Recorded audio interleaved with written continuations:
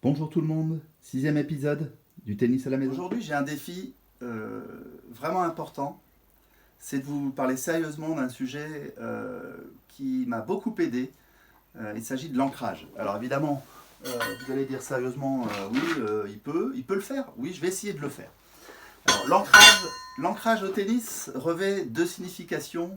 L'une technique, on va l'aborder grâce à un exercice. Il s'agit d'être ancré au sol pour effectuer les coups de manière à ce qu'ils soient les plus efficients possibles. D'autres collègues que moi ont bien détaillé le sujet, vous pouvez vous renseigner sur Internet.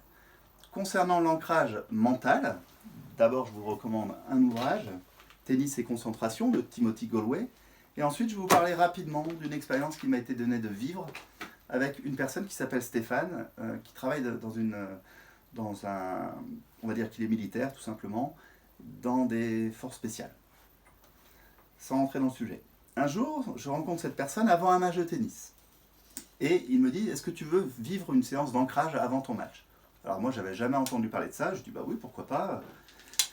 Et donc, il m'a dit, voilà, décris-moi un endroit dans lequel tu te sens bien ou dans lequel tu te sentais bien, et décris-moi tout, le paysage, décris-moi tout ça. Donc j'ai commencé à lui expliquer un endroit après faille sur lequel je m'étais installé, un rocher, un coucher de soleil, un Margaret, avec la mer devant moi.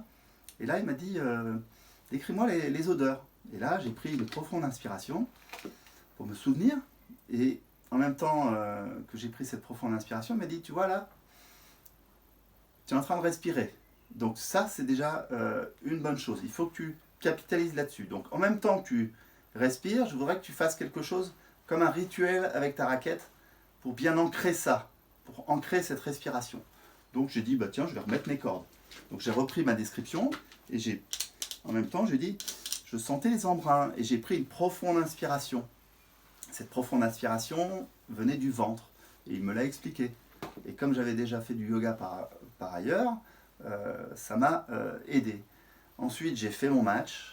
Ce jour-là, j'ai jamais été aussi serein sur un court.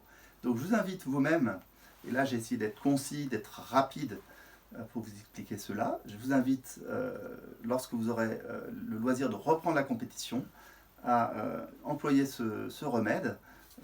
Vous remettez vos cordes, vous vous souvenez d'un endroit où vous étiez bien, vous remémorez les odeurs, et là vous allez redécouvrir les bienfaits de la respiration ventrale, et ainsi être serein sur le court. Voilà, je vous remercie de m'avoir... Voilà, je vous avais parlé de l'ancrage au tennis, donc on va travailler l'ancrage sur la volée en particulier, et pour cela j'ai choisi de prendre une raquette, une balle et des grandes chaussures pour m'obliger à rester bien ancré au sol sans bouger les pieds. Et on va essayer de travailler que le haut du corps, ou en bougeant très très peu les pieds. On y va? Allez, on se met à 4 mètres du mur, on peut être pieds nus aussi, mais moi je préfère les grandes chaussures.